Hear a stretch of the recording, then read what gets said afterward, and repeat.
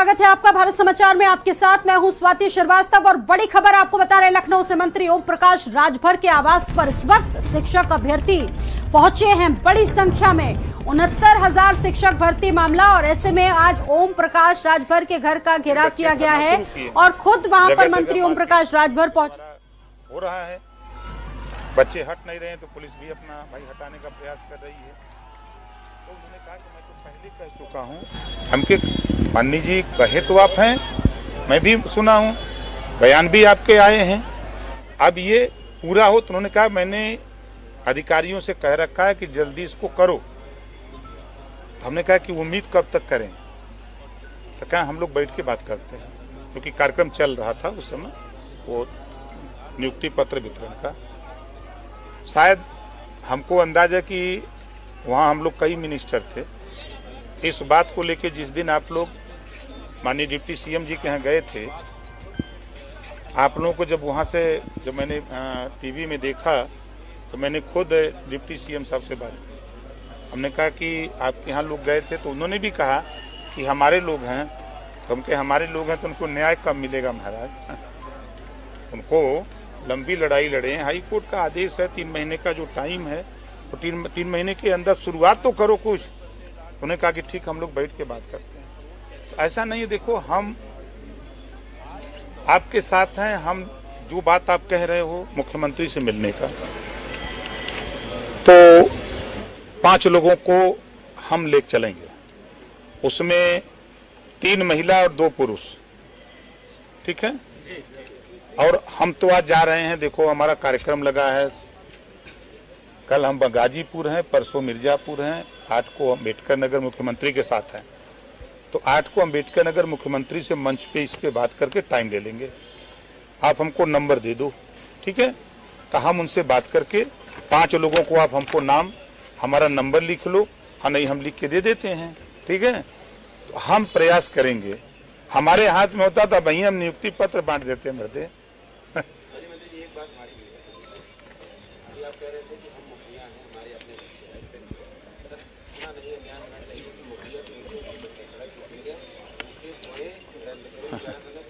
भैया मेरे 4 साल हो गया मंत्री जी, अब कम से कम अगर 4 दिन 5 दिन 10 दिन जो भी समय लगे उसको जानकारी हो।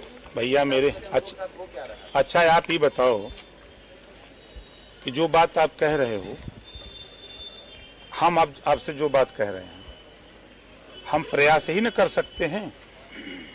हम सरकार में शामिल हैं, सहयोगी दल शामिल हैं, सहयोगी दल शामिल हैं। हमारी जितनी क्षमता है उस क्षमता से तो हम लड़ ही रहे हैं। जितनी क्षमता है आप तो सरकार छोड़ के बाहर आ जाए। किसके लिए? हमारे लिए। तब फिर सोचो, कहिए ना फिर से, छोड़ के चले जाएं? नहीं आप बताओ, छोड़ के चले जाएं? भाई हम तो मस्त मौला हैं, हम छोड़ के चले जाएंगे, हमको नहीं दिक्कत है। साहब लेकिन डिप्टी सीएम साहब से भी हम लोग यही कहे, वो उन्होंने भी असमर्थता जाहिर हम कर रहे हैं, लेकिन साहब हमको न्याय होता नहीं दिख रहा है। आपके प्रश्न फिर फंसा देंगे। नहीं, मेरी बात नहीं, देखिए पहला हमने आपसे इसी से कहा, जरा नहीं सुनो, अरे सुनो भाई, बात देखो, बात भी सुनो। हम भी आप ही लोगों की तरह परेशान थे, हम भी नौकरी के लिए परेशान थे। जब नौकरी नहीं मिली तब हम दूसरी नौकरी के लिए निकले। मेहनत की, हम यहाँ तक आ गए। हमारा प्रयास, जैसे आपने कहा, मैंने पूछा है आप लोगों से भी और कोई बात कहना चाहता, सभी लोगों ने कहा कि नहीं यही बात है। तो मैं फिर कह रहा हूँ कि 8 तारीख को मैं लौटूंगा। 8 को माननीय मुख्यमंत्री जी के साथ हमारा कार्यक्रम अम्बेडकर नगर में है, हम उनसे बात कर लेंगे, या आज ही हम बात मैसेज दे देंगे। हम 3+2 5 लोगों का नाम, मोबाइल नंबर हमको दे दीजिएगा। हम ये जिम्मेदारी लेते हैं कि हम 5 लोगों को मुख्यमंत्री जी के यहाँ बैठा के बात करा देंगे। जो आपके प्रश्न रहे हैं, यही ना प्रश्न सब लोगों ने स्वीकार किया। भाई हम लोगों के प्रदेश के सबसे बड़े डॉक्टर तो मुख्यमंत्री जी है ना, तो हम उनके यहाँ आपको पहुँचा देते हैं। अब इससे ज्यादा हमसे क्या चाहते हो आप बताओ? जैसे इस तरह की बातें बहुत बार होती है हम लोगों के साथ, और अगर मामला एक बार कोर्ट में जाने पाया ना मैम, तो मानिए, क्योंकि हम लोग कई जगह जा चुके हैं। जैसे आपने कहा कि आप सहयोगी दल, जो प्रमुख दल है माननीय केशव जी, उनके हम जा चुके हैं, और प्रदेश अध्यक्ष माननीय मुख्यमंत्री जी उनके पास भी गया था, और उन सब ने सतर्कता जताई कि हमारे बस में नहीं है, हम कुछ नहीं कर सकते। बस हमें जवाब इस बात का चाहिए आपसे कि अगर मामला गया तो किसकी जवाबदेही बनेगी, बस हम इतना जानना चाहते हैं। आपके पास आएंगे, आप जानते हैं क्या कहेंगे कि मामला कोर्ट में हम समर्थन कुछ करने से। देखो हमारे हम 4 बार सुन चुके हैं साहब, देखो हम लोग थक चुके हैं। नहीं, मेरी बात सुनो, इस समय हम क्या कर सकते हैं बताओ। आप इतना करिए। नहीं, आपसे आपका पहला सवाल आया मेरे सामने, सभी लोगों ने हाँ किया। मैंने पूछा कि और किसी को कुछ कहना है, तब तो कोई नहीं बोला। नहीं, बात सुनो। एक सवाल का जवाब नहीं यार, देखो हम यहाँ जवाब सवाल करने नहीं आए हैं, हम आपकी बात सुन करके आपकी समस्या का निस्तारण कैसे हो इसके लिए आए हैं। नहीं तो हम वहीं बैठे रहते, यहाँ नहीं आ पाते। आप सुन सब रहे हैं लेकिन कोई नहीं, गलत बात न बोलो। हम जो कह रहे हैं, जो आपने मुझसे कहा है, हम उस बात पे अड़ी हैं।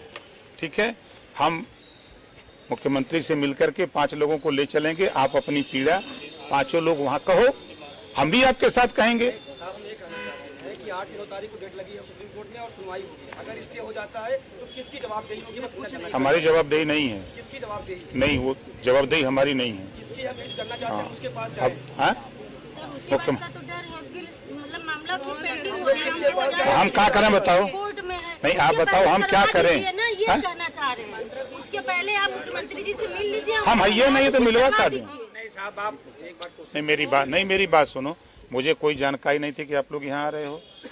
आप हमारा प्रोटोकॉल अपने मोबाइल पे देखो। हमको यहाँ से 11 बजे निकलना था, ठीक है, और मुझे जाना है बलिया, बलिया से मुझे जाना है सिकंदरपुर, सिकंदरपुर से बांसडी कार्यक्रम है, वहाँ तक जाना है। तो मैं अपना प्रोटोकॉल भेज चुका हूँ, मैं यहाँ से जा रहा हूँ। हमारा पहले से कार्यक्रम।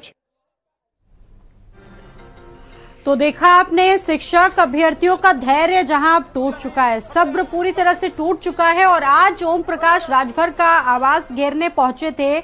ओम प्रकाश राजभर वहां पर पहुंचे जरूर मिलने के लिए, आश्वासन भी दिया, लेकिन कोई पुख्ता आश्वासन इसलिए नहीं दे पाए कि उनका ये कहना है कि उनकी मजबूरी है कि वो ये नहीं कर सकते। लेकिन 5 जो अभ्यर्थी हैं उनको वो मुख्यमंत्री के सामने लेकर जरूर जाएंगे, वहां पे वो अपनी समस्या को बतवाएंगे। और वो खुद इस बात को कह रहे हैं कि हम भी आपकी समस्याओं का जिक्र मुख्यमंत्री से जरूर करेंगे। लेकिन आपने देखा कि जिस तरीके से शिक्षक अभ्यर्थी लगातार 4 सालों से आंदोलित हैं, अब सब्र का बांध टूट चुका है, क्योंकि कई दिनों से आंदोलन चल रहा है, कई दिनों से धरना दे रहे हैं शांतिपूर्ण तरीके से।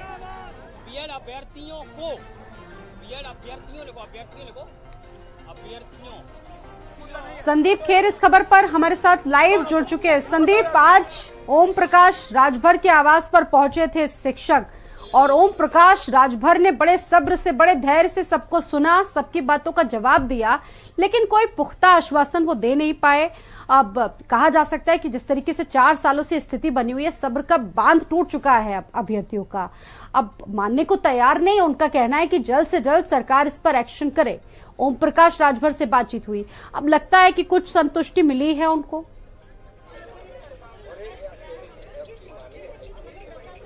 देखिए स्वाति, जिस तरीके से ओम प्रकाश राजभर ने इन सभी से मुलाकात करी, इसमें एक ये अच्छा रहा कि इनको बहुत ज्यादा उनके लिए इंतजार नहीं करना पड़ा अन्य मंत्रियों की अपेक्षा। ओम प्रकाश राजभर ने इनसे ये कहा कि बताओ क्या करना चाहिए। इन्होंने कहा हम मुख्यमंत्री से मिलना चाहते हैं। उन्होंने फोन लगाया, लेकिन मुख्यमंत्री अयोध्या में मौजूद थे, इसलिए ये कहा गया कि 8 या 9 तारीख को 5 लोगों को हम आप मुख्यमंत्री से मुलाकात करवाएंगे, अभी हम बाहर जा रहे हैं। लेकिन इन सभी का ये कहना है कि अगर 9 तारीख को सुप्रीम कोर्ट में याचिका दाखिल हो जाती है जो दूसरे पक्ष की तरफ से है, तो फिर ये भर्ती एक बार फिर से अटक जाएगी, तो इसकी जिम्मेदारी कौन लेगा। ओम प्रकाश राजभर का देखिए ये भी कहना है कि हम किसी के साथ अन्याय नहीं होने देंगे।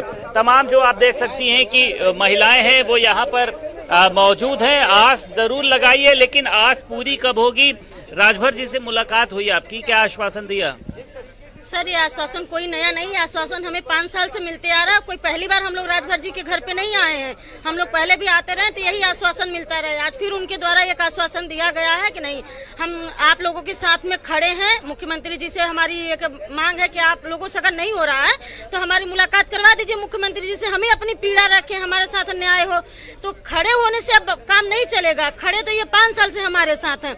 हम ये चाहते हैं कि एक जगह बैठ के और मुख्यमंत्री जी, शिक्षा मंत्री जी, बेसिक के अधिकारी, हम सब मंत्री जो भी हैं पिछड़ा दलित एक साथ बैठ के एक मंच पे जो भी इसका समाधान हो। आपको ऐसा लगता है कि कोई भी वो मंत्री रहा हो यूपी सरकार में, उसने दलित पिछड़ों के नाम पर वोट तो जरूर लिया, लेकिन अब जब अधिकार देने की बात आ रही तो सभी लोग जो है वो बैक हो रहे हैं? जी सर, जैसे चुनाव आएगा सबने झंडा अपना ऊंचा कर देते हैं कि नहीं हम पिछड़ों के साथ है। सर हम 85% पिछड़े दलित समाज के लोग हैं, लेकिन हमारे साथ क्या, हमारे साथ केवल वोट बैलेंस की ही राजनीति की गई है। पिछले ये आज से नहीं, करोड़ों सैकड़ों वर्षों से चला आ रहा है। तो हम ये चाहते हैं सर कि अब राजनीति ना की जाए, राजनीति तो करते आए हैं, करते रहेंगे, लेकिन हमारे साथ अब जल्द से जल्द न्याय हो। क्या दिक्कत हो रही जब आप लोग रात में वहाँ पर रुकती हैं? सुरक्षा का खतरा रहता है? आप लोग सुरक्षा का खतरा रहता है। हम लोग, मैं झांसी से आई हूँ, इतनी दूर से, मेरे घर वाले भी बहुत डांट रहे थे कि तुम वहाँ पे अकेली हो हैं, और हम लोगों को टेंशन रहती है, हर माँ बाप को टेंशन रहती है कि भाई हमारी लड़की शहर से अलग है। और आज के टाइम पे जैसा कोलकाता जैसा केस सुनने के बाद हर माँ बाप डरने लगे हैं, वो नहीं भेज रहे थे, लेकिन अपने हक के लिए हम लोग लड़ने के लिए यहाँ पर आते हैं। और रैन बसेरा में रुकना है, एक टाइम खाना है, हम लोगों की कई बार हालत खराब हो जाती है। हमारे घर वाले टेंशन में होते हैं कि पता नहीं हमारे बच्चे कैसे हैं। स्वाति, ये पीड़ा जो है समझ सकते हैं लोग, एक महिला का जो दर्द है कि रात में उसको रैन बसेरे में रुकना पड़ रहा है। वहाँ का माहौल आप समझिए किस तरीके का होता है। वहीं पर पुरुष भी मौजूद हैं, वहीं पर महिला भी मौजूद हैं, ना वॉशरूम की सुविधा है, ना कपड़े बदलने की सुविधा है। तो इन दिक्कतों से इन लोगों को गुजरना पड़ रहा है, सिर्फ किस लिए, नौकरी के लिए। और वो भी जो लोग फ्री नहीं मांग रहे, इन्होंने उसके लिए पढ़ाई करी है, अपने आप को क्वालिफाई किया है। और भी महिलाएं कहाँ से आई हैं? मैं गौतम बुद्ध नगर से आई हूँ। अच्छा, कितने दिन से यहाँ पर हैं आप? हमें यहाँ पे पिछले 4 साल से हम लोग लखनऊ में ही पढ़े हैं। अच्छा, 4 साल से आप लखनऊ में ही हैं। तो क्या क्या दिक्कतें हो रही हैं? आपका परिवार होंगे, आपके बच्चे होंगे?